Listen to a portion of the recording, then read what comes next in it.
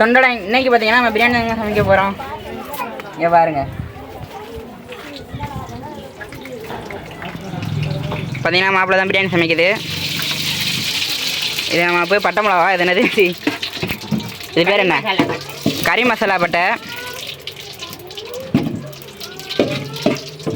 பார்த்தீங்கன்னா அடுப்பை கொளுத்தி சரியில்ல கறி மசாலா என்ன பண்ணிகிட்ருக்க, அது வதக்கிட்டு இருக்குங்க, பேர் சரியா தெரியல. அடுத்து பார்த்தீங்கன்னா வெங்காயம் தக்காளி யாருங்க தேவையான அளவுக்கு வெங்காயம் தக்காளி போட்டாச்சுங்க. யாருங்க அடுப்பு தக்கன்னு எரிஞ்சிட்ருக்கு.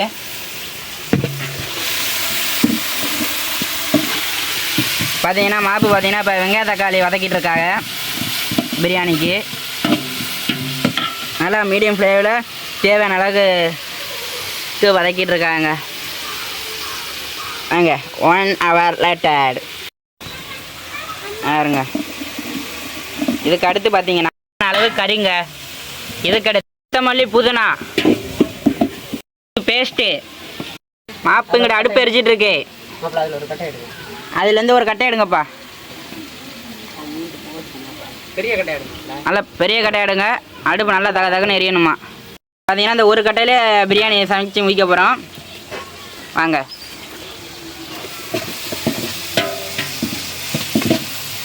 மாஸ்டர் இப்போ தான் நல்லா கிண்டிகிட்டு இருக்காங்க.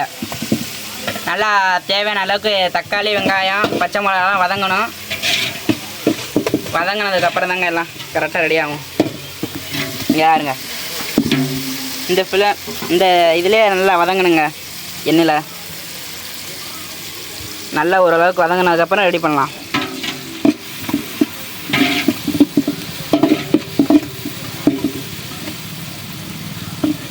நாங்கள் வதங்கிட்டுருக்கு, கொஞ்சம் வெயிட் பண்ணுவோம்.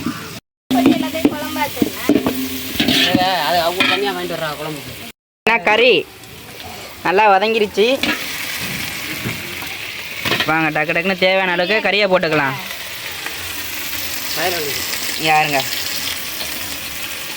கறியை வந்து நல்லா கிண்டிட்டு இருக்காங்க பிரியாணிக்கு அந்த மசாலாவோட. பாருங்க நல்லா அந்த அளவுக்கு தேவையான அளவு நல்லா கிண்டலுங்க. தேவையான அளவு இஞ்சி பூண்டு பேஸ்ட்டு. யாருங்க இஞ்சி பூண்டு பேஸ்ட்டு போட்டாச்சு.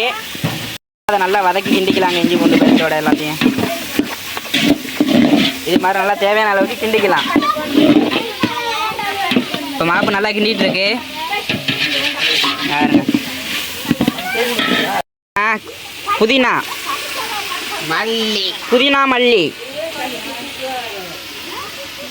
இஞ்சி பூண்டு பேஸ்ட் அப்புறம் கொஞ்சம் நேரத்தில் புதினா மல்லி போட்டாச்சுங்க. இங்கே பாருங்கள், தேவையான அளவுக்கு நமக்கு புதினா மல்லி வாடை பிடிக்கும்னா நீங்கள் எவ்வளோ வேணாலும் புதினா மல்லி போட்டுக்கலாம். எவ்வளோ வேணாலும் அந்தளவுக்கு போடக்கூடாது, எதனால் தேவையான அளவுக்கு போட்டுக்கலாங்க. இப்போ அதை போட்டு கறி எல்லாத்தையும் போட்டு நல்லா பரட்டிக்கலாம். இங்கே யாருங்க வேறு லெவலில் மாப்பு போய் கிண்டிகிட்டு இருக்காங்க. அடுப்பு நாருங்க மீடியம் ஃப்ளேமில் தான் எரிஞ்சிட்ருக்குது. புதினா மல்லி போட்டதுக்கப்புறம் அப்படியே ஒரு 5 நிமிஷம் இருக்கட்டுங்க. அடுத்து பார்த்தீங்கன்னா தேவையான அளவு மஞ்சப்பொடி. ரொம்ப மஞ்சப்பொடி போடக்கூடாதுங்க, இல்லைன்னா மஞ்சப்பொடி வாட வந்துடும். சும்மா லைட்டாக சிக்கன் அந்த இதெல்லாம் வந்து அப்போ தான் எதுவும் கவுச்சாடு அடிக்காது. அதுக்கடியே தேவையான அளவுக்கு மஞ்சப்பொடி போட்டு நல்லா ஒரு கிண்டிக்கலாம். பார்த்தீங்கன்னா இந்த மாதிரி தான் மாப்பு கிண்டிகிட்டு இருக்காங்க. யாருங்க நல்லா அந்த அளவுக்கு கிண்டிட்டதுக்கப்புறம் ஒரு 5 நிமிஷம் அப்படியே இருக்கட்டும். தேவையான அளவு உப்பு போட்டாச்சுங்க. உப்பு போட்டதுக்கப்புறம் யாருங்க அடுப்பு பெரிய மாட்டேங்குதுன்னு நினைக்கிறேன். ஓகே இப்போ அடுப்பு நல்லா எரியுதுங்க. அந்த ஒரு கட்டை தாங்க எரியுது அடுப்பு. யாருங்க நல்லா கிண்டிகிட்டு இருக்காங்க. ஏன்னா உப்பு போட்டனால எல்லாத்துக்கும் சாரணும்னு சொல்லிட்டு நல்லா கிண்டிகிட்டு இருக்காங்க. அப்படியே கொஞ்சம் வெயிட் பண்ணிக்கலாம். ஏன் கறி அதில் மட்டும் கம்மியாக இருக்குது பிரியாணிக்குன்னு. இன்னும் ரேட்டுக்கு பார்த்தீங்கன்னா கறி வந்து 250 ரூபா. சரி, அதனால் நம்ம வந்து பயல கொஞ்சம் கம்மி தான். அதனால் நம்ம தேவையான அளவு மட்டும் போட்டுக்கிட்டாச்சுங்க. வர்றதுக்குள்ளே இங்கே பாருங்கள் 5 நிமிஷம் கிட்ட போயிட்டு வரோன்னு தான் சொன்னேன். அதுக்குள்ளே நம்ம ரெடி பண்ண பிரியாணி மசாலா பொடியை போட்டுருச்சுங்க. அதில் கொஞ்சம் தண்ணியை ஊற்றி நேருங்க நல்லா கிண்ட ஆரம்பிச்சாச்சுங்க. இங்கிட்ட 5 நிமிஷம் இங்கிட்ட போயிட்டு வர்றேன்னு தான் சொன்னேன். அதுக்குள்ளேயும் பிரியாணி மசாலா போட்டுருச்சுங்க. சார் நம்மளோட மூலிகை போட்டு ரெடி ஆகிட்டு இருக்கு பிரியாணி. யாருங்க நல்லா கிண்டிட்டு இருக்காங்க. நல்லா அங்கே இருங்க. இது மாதிரி கிரேவி மாதிரி வரணுங்க. இந்த கிரேவி மசாலா மாதிரி வரணும். அங்கே கொஞ்சம் வெயிட் பண்ணுவோம். நல்லா இருங்க. நல்லா அந்த ஃப்ளேமில் வந்து நல்லா குதிக்கணுங்க. யாருங்க நல்லா கிரேவி மாதிரி நல்லா ரெடி ஆகிட்டு இருக்குது. வாங்க இப்போ வெயிட் பண்ணுவோம். சரிங்க யாருங்க அரிசியை இப்போ தண்ணியில் போட்டு நல்லா கிளஞ்சிட்டு இருக்காங்க. நல்லா தண்ணியில் 2-3 தடவை அலசிக்கணுங்க. அலசி இப்போ கொண்டு போயிட்டுருக்கோம். வாங்க இதில் வந்து நல்லா ஓரளவு கிரேவி ஆயிடுச்சு. இங்கே பார்த்தீங்கன்னா மாப்பு வந்து அந்த அரிசியை போகிறா. மாப்பு எத்தனை கிலோ அரிசி? 1.5 கிலோங்க. அது இப்போ 1.5 இதெல்லாம் போட்டுக்கலாம். யாருங்க நல்லா கிரேவி பதத்துக்கு வந்தோன்னே பாருங்க அரிசி போட்டுட்ருக்காங்க.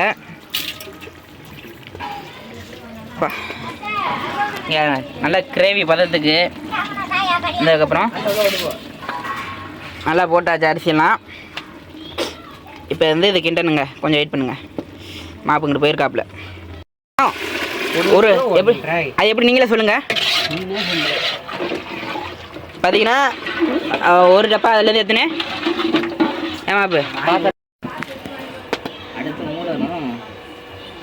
தயிரை ஊற்றலை மாவி. அதை காட்டக்கூடாது. எலுமிச்சம்பழம் ஊற்றலை, தயிர் ஊற்றலை.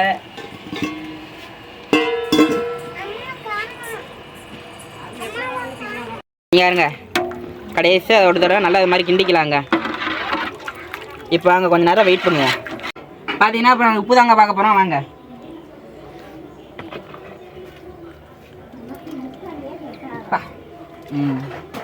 இப்போ எடுத்துட்டாச்சு. லைட்டாக ஊற்றிட்டு நாங்கள் உப்பு பார்க்கலாம்.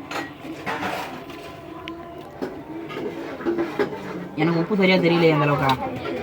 போதும்னு நினைக்கிறேன். உப்பு இல்லாட்டினாலும் திங்கலாம். அதிகமாக போனிச்சா திங்க முடியாது. ஒன்றும் இல்லைங்க, நமக்கு அந்த அளவுக்கு உப்பு பார்க்க தெரியாது. போக கொஞ்சம் கண்ணில் அடிக்கிற நல்லா கண்ணெல்லாம் கலங்குது. மறக்காம இந்த வீடியோ பார்த்தீங்கன்னா ஒரு like and share and subscribe பண்ணிக்கோங்க. வாங்க இப்போ கொஞ்சம் நேரம் அப்படியே அடுப்புலேயே இருக்கட்டும். பதத்துக்கு கிண்டி பார்க்கணுங்க தண்ணி அந்த அளவுக்கு குறைஞ்சிருக்கா இல்லையான்னு. இங்கே பாருங்க அரிசி பாருங்க. நெட் பார்த்தீங்கன்னா நெட்டு அரிசி இங்கே எப்போ இருக்குண்ணே அவர் சுட்டுக்காரமா போய் 280 ரூபா இருங்க. இப்போ மூடி வச்சுக்கலாம் மறுபடியும். நம்ம ஒரு வழியாக ரெடி ஆயிடுச்சு பிரியாணி. அப்பா வாடே வேற தூக்குதுங்க. இப்போ அவ்வளோதாங்க. அப்படியே இதை மூடி வச்சுட்டு வாங்க இப்போ தம் போடலாம். தம்னா சீரட்டில் இந்தாருங்க. இந்த நெருப்பு அள்ளி அப்படியே இது மேலே கடாசி வைக்கணுங்க. ஏனுங்க இந்த இப்போ எடுத்து வைக்கலாம் நெருப்பை. நெய் ஊற்றுறாங்க.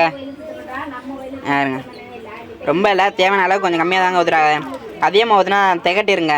ஏறுங்க இந்த பதத்தில் ஊற்ற ஆரம்பிச்சிட்டாங்க.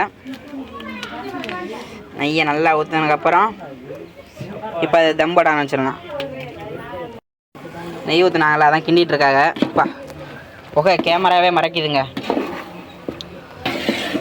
யாருங்க எப்படி இருக்குன்னு அப்படியே நெட்டு அரிசிங்க வேறு லெவலில். அப்பா அல்டிமேட்டாக இருக்குது. இப்போ அழகாக வந்து மட்டை கோலை எடுத்து மட்டம் பண்ணிடுறாங்க. யாருங்க நல்லா ஃபுல்லாக ஒரு மட்டத்தை பண்ணதுக்கப்புறம் இதுக்கு மேலே அப்படியே டம் போட ஆரம்பிச்சிடலாங்க. அவ்வளோதான் ரெடி ஆயிடுச்சு. அங்கிட்ட தூக்கி வச்சிடலாம். வச்சாச்சு. அடுத்து அந்த நெருப்பு தூக்கி பார்த்தீங்கன்னா அதில் வந்து நெருப்பல்லே தம்பு வரதுக்காண்டி ரெடி பண்ணிட்டு இருக்காங்க. யாருங்க யாருங்க நெருப்பு தகன்னு நம்ம எந்த அளவுக்கு டம் போடுறோமோ அதுக்கேற்ற மாதிரி நல்லா இருக்குங்க பிரியாணி.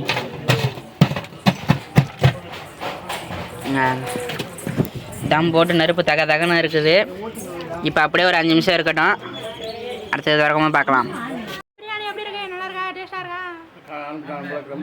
பிரியாணி டேஸ்ட்டு வேறு லெவலில் இருக்குங்க.